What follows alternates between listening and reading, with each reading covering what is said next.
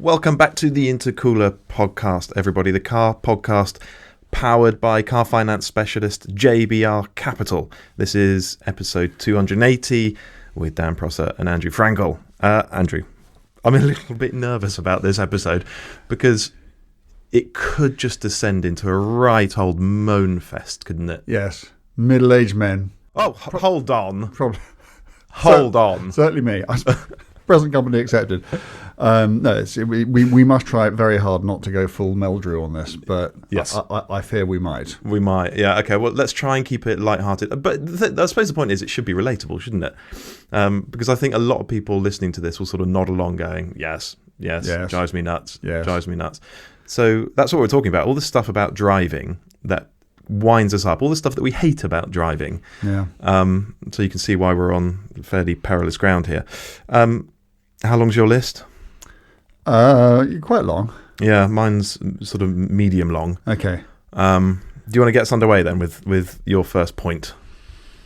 So I live in the middle of nowhere, but there is quite a nice A road that connects me to the sort of the outside world. And they've just put a double yellow line along the entire length of it. Not double, it's a double white line. Along the entire length of it. Which means, because it is a very popular road with the cycling community, your progress along that road is determined by the speed of the slowest cyclist. And I don't think that anybody... Because and the other thing that is annoying about it is right in the middle of this stretch of road, there is a very long, very straight with no side roads, no reason why you can't nip past a peloton of cyclists or a very slow-moving car. It is a perfectly safe place to overtake. And indeed, for the last 17, 18 years, I've been going down the road. I've been overtaking cars down there, as has everybody else. I've never, ever seen an accident on that. In fact, in the entire time I've been there, I've seen one accident on that entire stretch of road,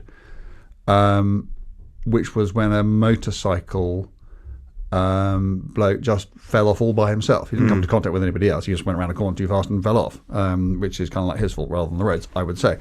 And it's just the complete thoughtlessness of it. And I don't really know what motivated. I think what they probably saw was this is, a winding road. It's a great road. It's a great piece of road. And they put a 40 mile an hour speed limit along its length, which I think it's a bit conservative. I'd have preferred it to be a 50, but I don't particularly have a problem with that. But the fact that you literally move at the speed of the slowest whatever it is on that road for its entire duration, and it's not massively long, but it's probably 6 or 7 miles. It just, when there is no need for it, when there's at least one. I mean, if you're being punchy or if you're in quite a quick car, there are probably 3 places where it is safe to overtake. But I accept that councils have to be quite conservative with these things. But there's one place where there is absolutely no reason why you can't. And I guess what they're thinking is that if we take the double white lines away on that stretch, then everybody's going to try to overtake there. And you'll get people doing mad manoeuvres, and then there'll be accidents. But those accidents will have been created by them putting the double white lines there in the first place. Yeah. Oh goodness, oh dear. Sorry, everybody. It's so easy to descend into it, isn't it? But this is, the people who decide these things don't seem to think about second order consequences. They don't seem to think about the ripple effects, how these decisions have secondary consequences. Yes. And how they change the unintended consequences, how they change behaviour in ways that they have not anticipated. Yeah, and what you also get is you get people getting very frustrated, very annoyed. You get people overtaking on solid white lines because they can see that it is a safe place to overtake, and so they just do, which then gets the person that they're overtaking very annoyed indeed because they don't feel that they should be overtaken. Then they're clearly breaking the law by doing so. And it all just sort of feeds on itself. And it's just somewhere, it's now a stretch of road which I really used to enjoy. And more to the point, it just holds everybody up. And, and I have been in those queues of, a dozen, 2 dozen cars stuck behind a cyclist. Not the cyclist's fault. No. There's almost no way you can pull off that road. But yeah, and it's not just cyclists, because you do get slow car drivers Absolutely. on there as well. Yeah. And what do? You just sit there. I mean, I guess it's not in the great run of things. I think people say it's a fairly first world problem, and I think we should probably preface this entire episode by saying, we appreciate that anything we're going to be talking about today, these are not sort of life and death issues we are talking about. No. These are just little niggles. Petty grievances, really, aren't they? Yeah, they are. And things that, because we spend our lives driving, and most of the people who listen to this will spend large chunks of their lives driving, these are just the things that they don't infuriate us or, make us want to stop driving or anything. They're just the sort of daily niggles, the things that just sort of wind us up a little bit. Almost always because they don't need to be the way that they are. I do wonder if you work within one of these authorities, the local council, or whoever it is, and it is your responsibility to... you say it's not a particularly dangerous road. You don't see accidents happen on that stretch of road. I haven't. Yeah, okay. So, but you if it was a particularly dangerous road, you would be aware, wouldn't you? You live very close to it. Yeah. If people were firing it off all the time and coming together, absolutely would be aware. Yeah. It is a it's a good piece of road. You and I both driven along it, and it's an enjoyable piece of road. But there are no roads leading onto it at all in this stretch. There's one car park, and the rest of the time, if you're going to have an accident, it'll be because you just fall off. It won't be because of some topographical feature of the road. I'm just sort of wondering about it from the regulator's point of view. Maybe if it is your job and it's in some way going to come back on you if you get the decision wrong, it's just far easier to put the white line all the way down the road and put a 40 limit on it. And this brings me to my second point. Go on. So are we done with that now? Can I move on to the second one? If you want to, yeah. Okay. The second Severn crossing. Actually, the first Severn crossing, the original Severn Bridge, the one that was on the M4, which is now the M48. And I'm not hoping because I wouldn't wish this on anybody, but I'm hoping this resonates because I presume it's not the only bridge where the people who run it behave in this way. But basically, if there is so much as a light breeze, they just shut it. Yeah. And sometimes, it's an old bridge, and I think that there's very little side protection. It feels quite exposed when you go over it. It does feel quite exposed, yeah. And I'm sure that if there was a howling gale, lorries could be blown over. Although they've now stopped all the lorries going over it anyway. Nothing over 7.5 tons can now cross the M48. So they have to take the second Severn crossing, which is the M4, and then if they're going to somewhere like Chepstow, turn around on themselves and come back. Anyway. It's just there have been times when I've just gone down there and not been able to believe that they've shut it. And often what will have happened is that there will have been a gale and a good reason to shut it, but they've just appeared to have forgotten to lift it.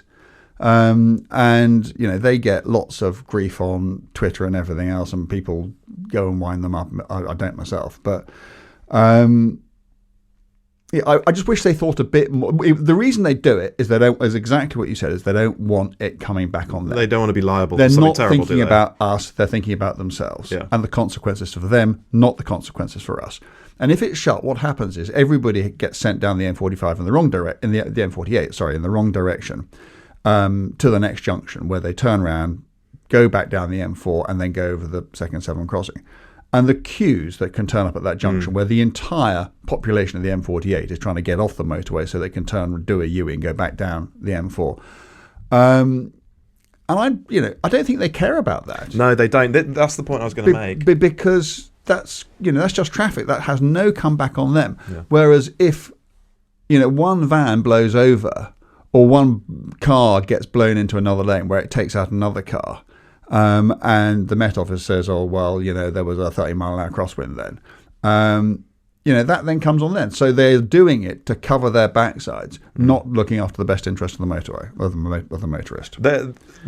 You see that, though, across the country on lots of different roads, and there's so much arse covering going on. Yeah. And perhaps that it just talks about the world, the society we live in these days, very litigious, real blame culture. Yeah. And if you're responsible for a stretch of road and there's anything untoward coming, like a bit of weather or a slippery surface or something, perhaps you are just incentivized to be over cautious and to hell with the tailbacks that you cause elsewhere.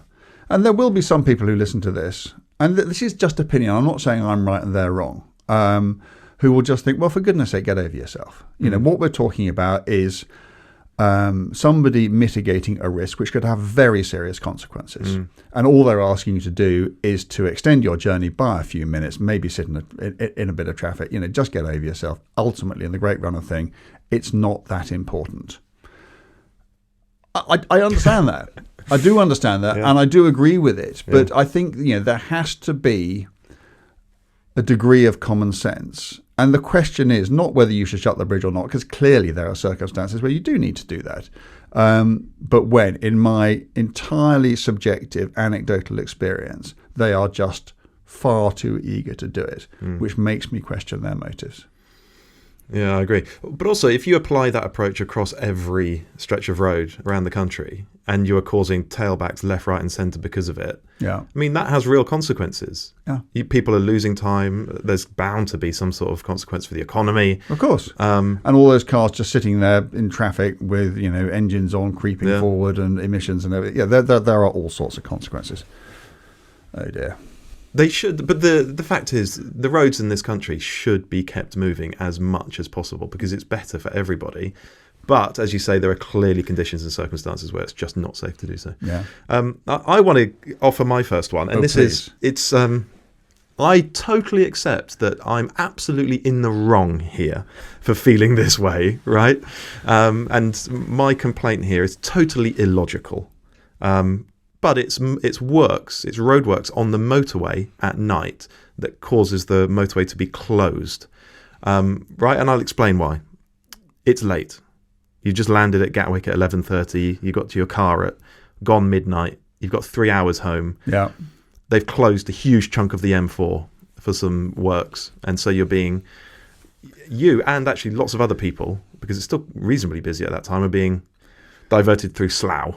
And all of Slough or Reading or Swindon. Is at a standstill. We've all done it. Yeah. And it's so frustrating because it's late. You just want to get to your bed. Yeah. And the reason I say it's totally illogical of me to raise this is because that's obviously the best time to do it, when the roads are quietest. Affect the fewest number of people. But it's if you are that driver, it's when you least want to be affected in that way. Yes. So I was the idiot. You and I were at a gathering of all the Intercooler contributors at a house in Berkhamsted. Yeah. And you and I both had to get home, and you and I live quite near each other. We both have to go down the M4. And when you got in your car, you plugged in your navigation and it said, take the cross-country route. I plugged in my navigation and it said, take the cross-country route. The difference being is you listened to your navigation and I ignored it. And so I just thought, it was so late, I was so tired, and it was such a long journey. I just thought, I can't face doing 50, 60 miles, just fiddling around on little roads. I just want to get on the motorway and go home. So I just thought, I'll chance it. So I went down the A41, and the M25 was shut there, and it was shut from there to the M40. And then I think the exit to the M4 was shut, and then the M4 was shut twice around Bristol, and it just became the journey from hell. But I think the point is a good one. When else would you do it? Yeah. There's no better time, but it's when it's most frustrating for the driver. But actually, you've reminded me of another one because I was following Google Maps, and it took me this down these narrow little lanes, and I thought it had lost its mind at one point. And it was clearly just avoiding the M25 closure. But it took me down these very small roads through little villages and then a very tight width restrictor. And I was reminded how much I hate these width restrictors because they are designed to take a lump out of your car, yes, the wheels or the bodywork, if you get it slightly wrong. Yeah. And surely there is a better way. Can't it be heavily rubberized or something? Why does it have to leave a mark or a dent in your car if you just misjudge it ever so slightly? I guess it's the ultimate deterrent, isn't it? It's again, but it just says they don't care. Yeah. Well, they don't care, and also, the presumption is that you know the width restrictor is going to be there. But of course, if you're being taken on some weird magical mystery tour across country by Google Maps or whatever, of course you don't know where you're going to come across it. Some of them are crazy narrow, and really stressful. They're not very pleasant. A lot of these ones, and width restrictions are getting no wider, but cars are. Yeah, and you can't judge the limit of a big car. I was in the Discovery, big Land Rover Discovery, and it's not a familiar car to me. It's difficult to get that right. Thankfully, I'd managed to slip through. And if you were in an Aventador SVJ, you just turn around, don't you? You'd have to, wouldn't you? I think so. Yeah. While we're on motorways, I generally really dislike driving on the motorway in this country, unless it is at a very, very quiet time. Yeah. Fundamentally, they're just too busy. There's just too much stuff on them. Yeah, but that's just sort of fundamental. I mean, if you go to France, you can drive on motorways which are always deserted, but you have to put your hand in your pocket to do it, don't you? I'd be delighted to. Yeah, but I guess a lot of people aren't in a position to do that. They're not. I think basically this island is too small for the number of people living here. Oh, my goodness. Oh, God. Let's not start the immigration argument. Oh, I'm not. I'm just. We have a dense population, don't we? And we do. Compared to France, which is 2 or 3 times the size with a similar population. Yes. But you feel it on those auto routes, those péage auto routes. You can drive for mile after mile after mile, barely seeing another car, and you just put the cruise control on and kick back. The place to do that, I went for a big drive, I think year before last, and ended up in Croatia. And I had one day where I had to drive the length of Croatia. And in Croatia, all the motorways are sort of linked up. So you don't have this thing that you get in France where you're always going from péage to péage to péage. You get one ticket at the beginning of your motorway journey, and at the end you pay, regardless of how many motorways you use between the two. Wow. And I drove the length of Croatia in this day, and it was I drove from Dubrovnik to wherever the absolute northern bit of Croatia is. I'm not saying I didn't see another car, but you could literally get on the motorway, put your cruise control on to whatever speed you wanted to do, and then do that speed until you got off at the end, and it was just lovely. That's great. Yeah, and in the UK, you're just constantly jostling, and if you're trying to exercise good lane discipline, pulling left all the time when you're not overtaking, you just sort of get swamped by people doing the complete opposite. Well, can we talk about lane discipline? Go on then. Obviously, we all know about people who hog the middle lane and overtaking on the inside, and we all sort of hate that. But another thing that I don't like are the overt lane jockeys. So people who will always pull as far left as possible, even though there's a truck right in front of them. So that's needless. So they just end up sort of zigzagging around the road. You just use your brain, see how far behind the car is. If there is nothing behind you and you're in the outside lane and there's a truck 200 yards ahead of you in the middle lane. Hold your lane. Yeah. Because think about, who am I inconveniencing by staying in this lane? If the answer is no one, stay there. But people don't think like that. And these people, and it is absolutely right. Keep left as much as you sensibly can. But don't keep left to such an extent that you end up just, diagonally. Apart from anything else, you end up doing many more miles and using much more fuel because you're not going in a straight line very often. Yeah. But you get them, don't you? You do. Yeah, you do. Before we continue moaning about all the stuff we hate about driving, let's just do a reminder to everyone listening about the Intercooler, what the Intercooler is. As a podcast listener, you can get 20% off your annual subscription to the Intercooler for the first year by using coupon code POD20. You will hopefully all by now know that the Intercooler is the world's only ad-free online car magazine with the best team of automotive writers, we think, working anywhere in the world today. If you haven't checked it out and you've been meaning to, go and do it now. We've had some fantastic stories up there recently.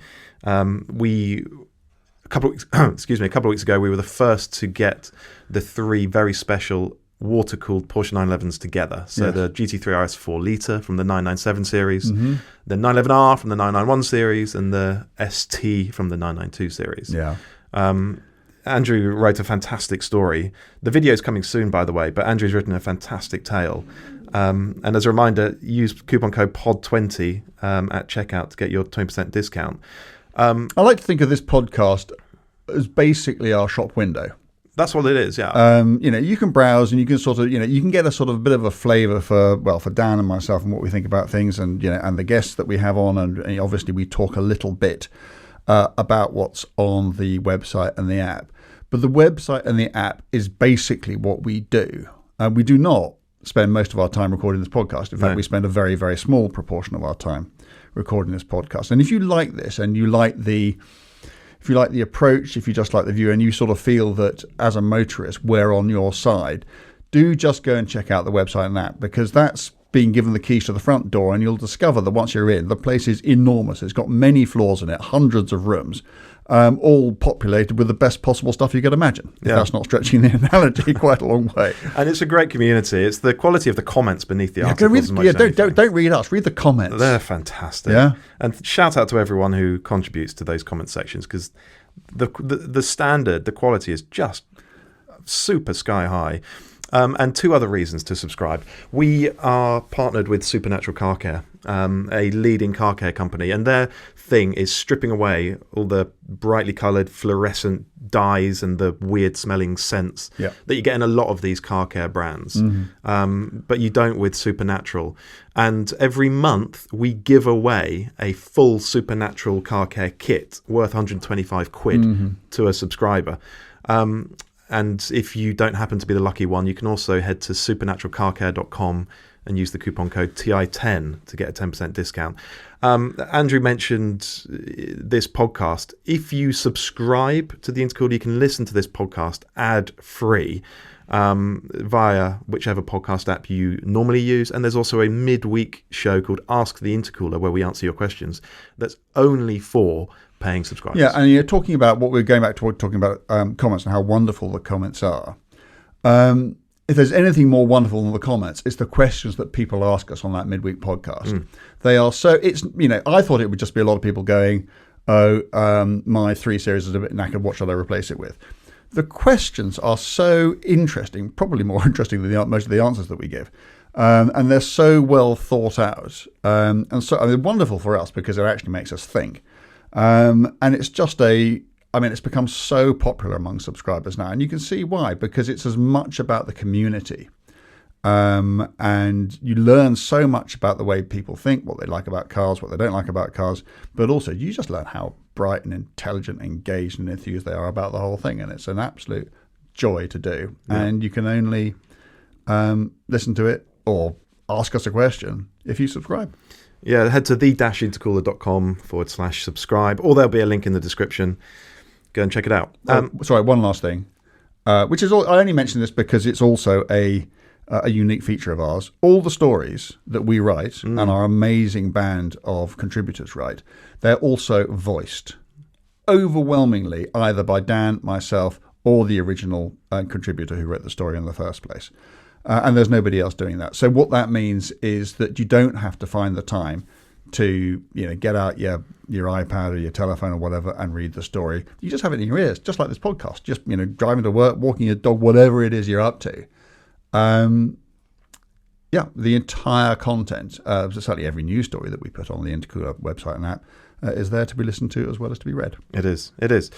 All right, let's get back to the stuff that we hate about driving. Now, I've got a sort of very recent phenomenon, right? And I don't know if you have these sorts in the Wye Valley, but people who live in cities will be well aware that there are some of our roads, I'm not going to say flooded because that is a lie, but you quite often see kids on e-bikes. Yeah. And they're not e-bikes. They're not sort of, assisted pedal bikes. They're essentially motocross bikes, electric motocross bikes. And they'll ride around on these things. E-bikes are supposed to be limited to 15.5 miles an hour. These things are doing 40 miles an hour or more. They're riding around like lunatics. You see them doing wheelies and weaving in and out of traffic. They don't have helmets on. And it's because these new electric bikes have emerged. And they're really unregulated. They don't have licenses. They're not insured. They're not wearing helmets. There must be people really hurting themselves on these things. Well, I think that people are are hurting themselves fairly regularly just on normal bikes, things like line bikes. Yeah, I'm sure they are. I decided, both my daughters live in London, and lots of their mates spend their entire lives on line bikes, and so I just thought I wanted to inform myself. I was also obviously pretty curious about what the whole thing was like, and I was at the Oval watching a spot of cricket, and I was going out, and that is obviously just south of the river near Vauxhall, and one of my daughters lives in Queen's Park, which is sort of northwest London. And I just thought, I'll get a line bike from one to the other. Few things occurred to me, a few thoughts along the way. Firstly, it is quite good fun. It just is. Secondly, the thing that surprised me, probably won't surprise a lot of people listening to this, it was massively the quickest way to do that journey. I'd stuck the journey into Waze or Maps or whatever, and I think it said it's going to take like 50 minutes to do in a car. I think I did it in 32. Yeah. So it's the quickest way. The other thing is, certainly in London, I can't speak for any other cities, the city has been quietly transformed, and I don't know whether it was started by which mayor or which political persuasion, but I would say this wasn't like a sort of normal journey. I wasn't going all the way down the embankment or on one particular road. I was fiddling in and out, and I would say at least 80% of it was on dedicated cycle lanes, which was fantastic. But it was really dangerous. Really? And the danger wasn't coming so much from people in cars. It was people on other line bikes and people, all jostling for position. And people can be unbelievably inconsiderate. And you get to these bits, particularly if you're cycling through the parks, which you can do, where you get to these junctions where there are no lights or no lines or anything. And you've got these 6-way junctions of bikes coming at you from all directions, and nobody wants to give way. And I found it really interesting and fascinating, and I really enjoyed it. But I would be really worried if either of my daughters was a regular rider of line bikes. I mean, for me, I will use them from now on, and I think they'll be the same in a situation where it's the most sensible option, but it won't forever be my default setting.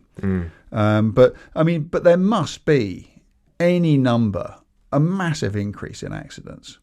But then, at the same time, if you think of the traffic they take off the road, the size of a line bike compared to the size of a car, the emissions that line bikes don't chuck into the air, the sheer convenience, I was amazed by how easy it was to do. Just, download the app, scan a QR code, off you go.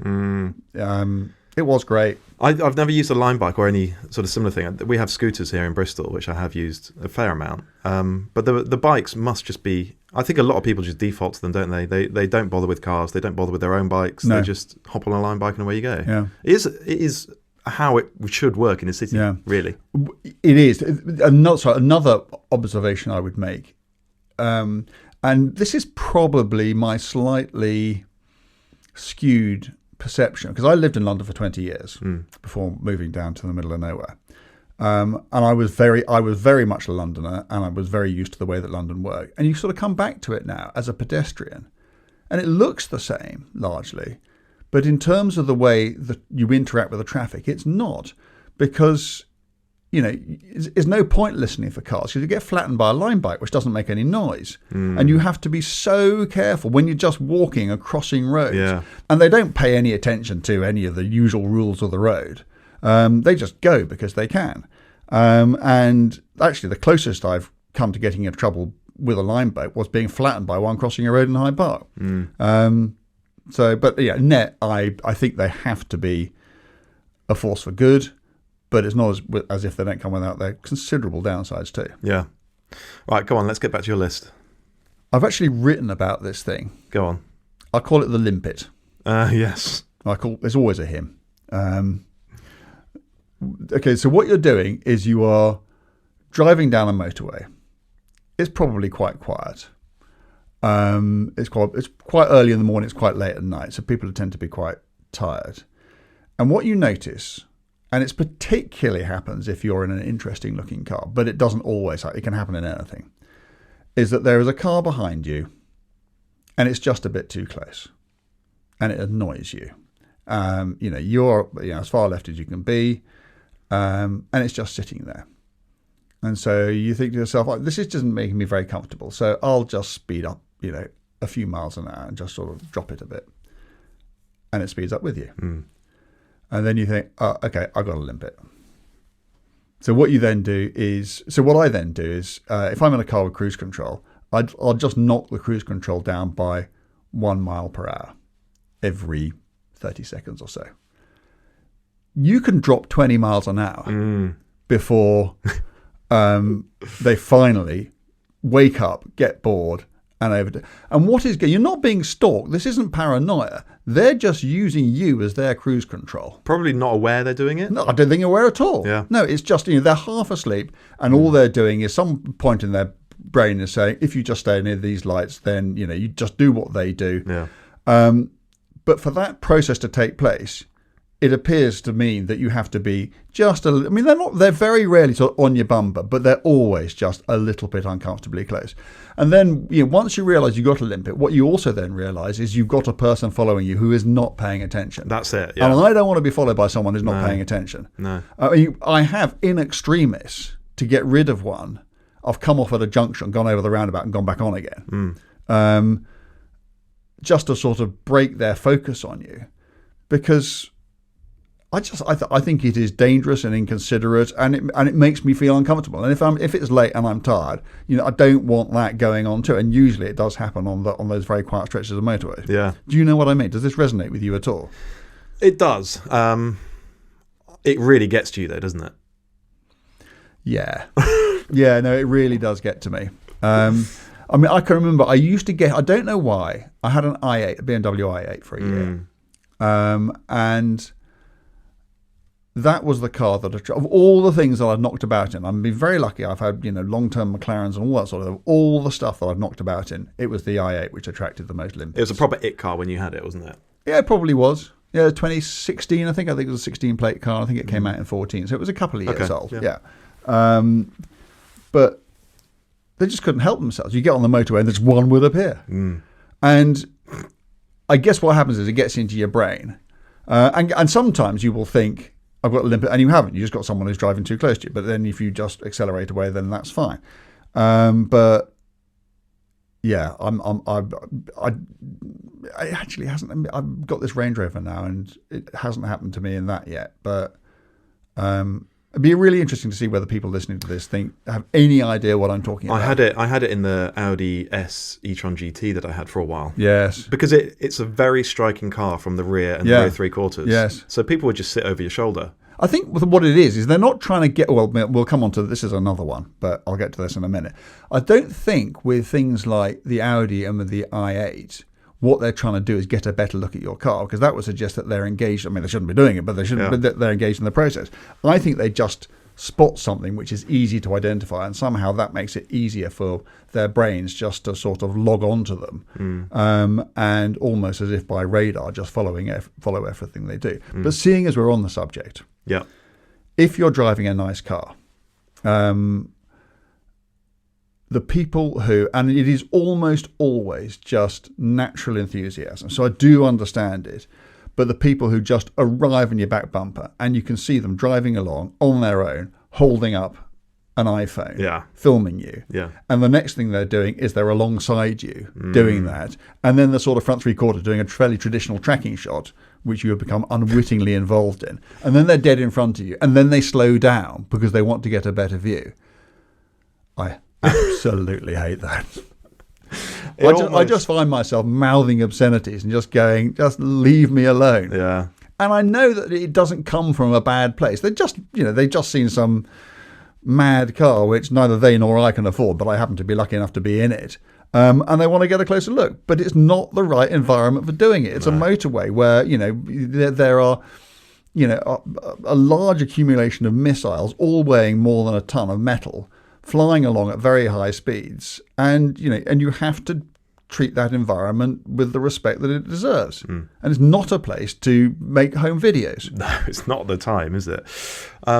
When you do have someone sitting just behind you and they're annoying you because they are clearly not paying attention, a little squirt of windscreen washer is always good, isn't it?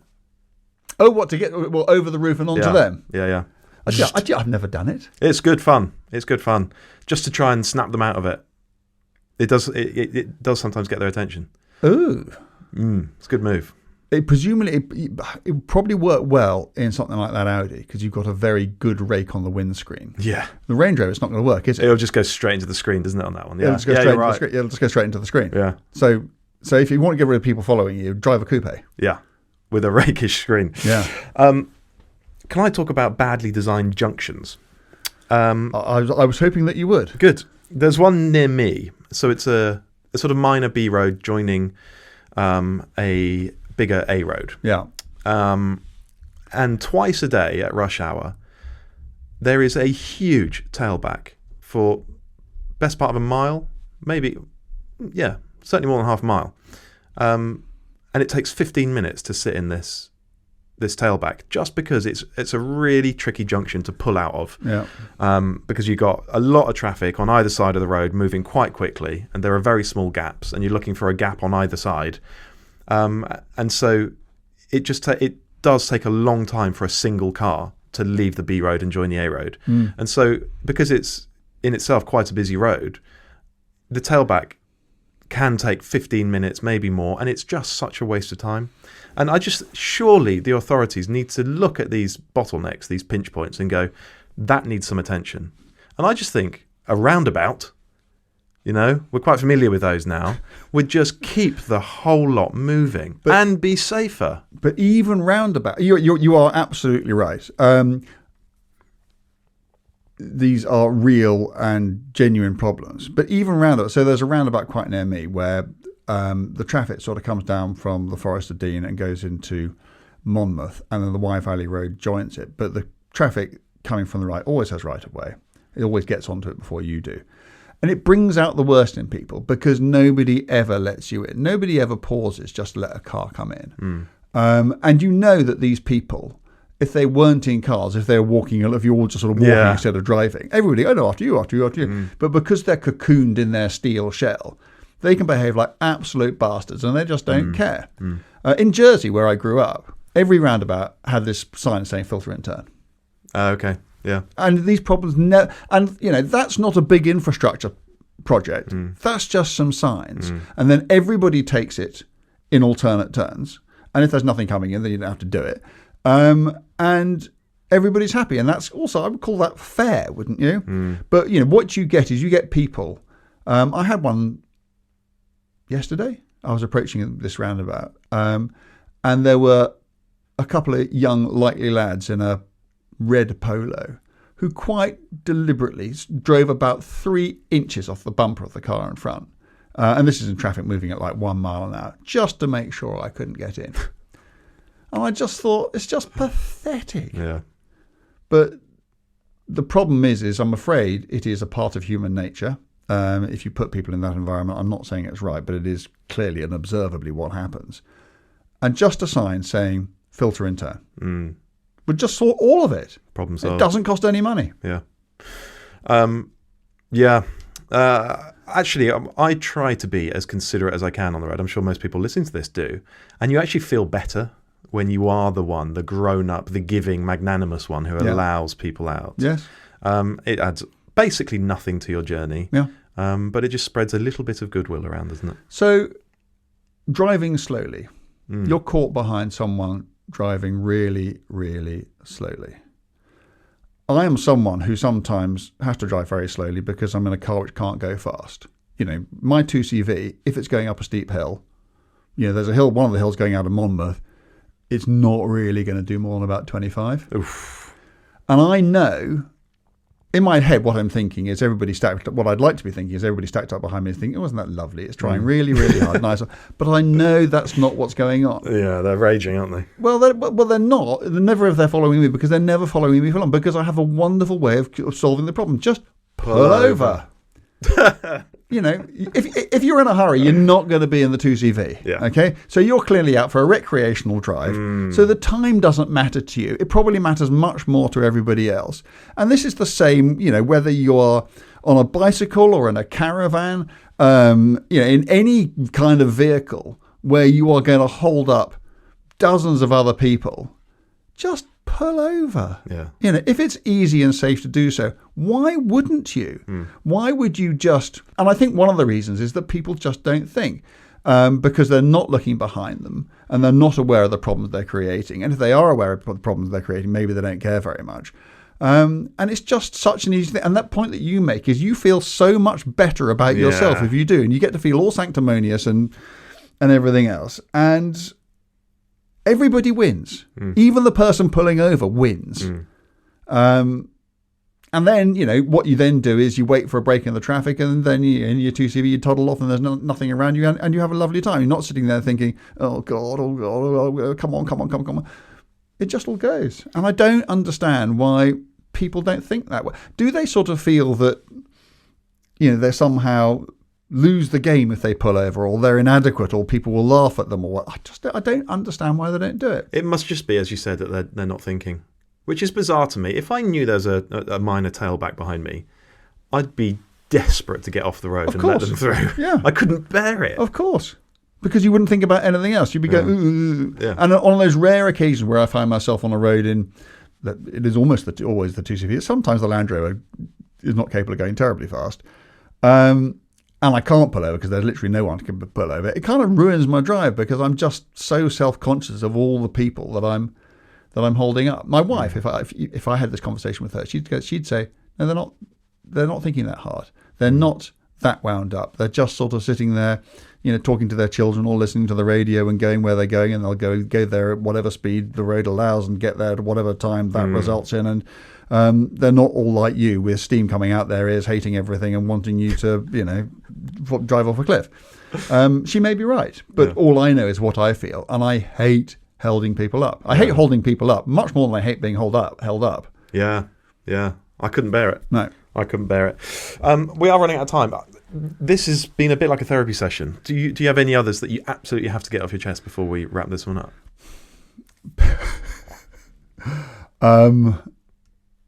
Needless imposition of speed limit. So the 20-mile-an-hour limit that came in. Oh God, here we go. No, actually, I'm not going to do much on this because I think I've actually on some previous podcast been there, and also because I think a lot of them hopefully will be lifted quite soon. I think there is absolutely a place for 20-mile-an-hour speed limits. You're anywhere near a school, anywhere near where children might play, absolutely fair enough. But there are also, if you live, I don't actually live in Wales, but everything around me is Wales, and most of the driving I do locally is in Wales. There are some really stupid ones. Yeah. And they just create so much bad feeling and bad blood, and you get people doing really stupid things, like when they get to the end of the 20, just overtaking what's ever in front of them, almost regardless of the environment they're in, because they got so wound up. And I just wish that was a bit more intelligently applied. Yes. Yeah. I don't have a problem at all with all the 20s that are. I mean, London and Bristol are the cities that I drive in. All the 20s that have popped up in there. I'm absolutely all for all of those. But no, the one thing I was going to mention was, and I sometimes think I'm the only person who observes this phenomenon, but I do observe it a bit, maybe once or twice a year. You'll be following someone down a road where the speed limit is like 60 miles an hour, and they'll be doing 28. And then you get to a village, and for some curious reason, they slightly accelerate. Oh. So they end up going through the village at about 36, which is probably a bit too fast to be going through that village. And what that means is that because you got to the village, and so it's whatever it is, let's say it's a 30-mile limit, and so you're going through it at 29. By the time they get to the end of village, they have gapped you to such an extent that on that nice straight at the end of village, they're already too far ahead, so you can't get past them. It's quite artful, actually, isn't it? It's quite skillful. I'm just going to look at my list and see if there's anything else that I'm burning to. One other thing. You will know this. People who are driving down dead straight A roads with white lines down the middle brake when the car comes the other way. Yeah, I've seen that. Yeah. For no reason at all. They just brake when a car comes the other way. They're clearly on a road they don't know. They don't know the width of their own car. And I'm afraid I'm quite hardline about this. If you cannot conduct a car down a straight piece of road with a wide enough to have a white line down the middle of it, and you don't know the width of your car to such an extent that you have to brake every time anything comes the other way, you probably shouldn't be on that road. I think you're describing a lot of people there. I think most people apply a fraction of the thought that we do to driving. A fraction. Yeah. To them, it's the same as walking around the supermarket or something. There's no more skill required. There's no more judgment. But it shouldn't be, should it? Because driving is, if you apply that philosophy, then, lots of people have big accidents, don't they? That's exactly the problem. Yeah. Yeah. And you might not be the one who's involved in the accident. There's a great... Jasper Carrott wanted a skit about, I think it might have been a mother-in-law or something, so forgive the context, but he said that she was a woman who'd never had an accident in her life, but she'd seen thousands. There are people out there who just make other road users behave in a way they would never normally behave because the person in question just isn't thinking. It's always a sin of omission. It's rarely that they're driving like lunatics or deliberately trying to be a pain in the arse. They're just bimbling about, thinking about whatever they have for breakfast or the problems they've got at work. Or whatever. They should be thinking about their driving. Yeah. Nothing else. It's what they're there to do. Oh God. Okay. Let's wrap this one up. Yes, please. we need to bring this one to a close, don't we? Yes. Well, hopefully that didn't just seem like 45 minutes of Victor Meldrew. I think it probably did. Possibly. Let's if it did, apologies, and we'll get back to our usual selves next week, where hopefully we can celebrate cars and celebrate driving and all the things that we love about these things that we do. But that was quite therapeutic, and I'm glad we managed to get some stuff off our chest there. Yes, absolutely. Well, we will see you all next week. Yeah. If you're watching on YouTube, subscribe to the channel. If you're just listening, follow the show on whichever podcast app you use. That really helps us, so please do that. And we'll be back with something much more upbeat next week. Look forward to it. Bye.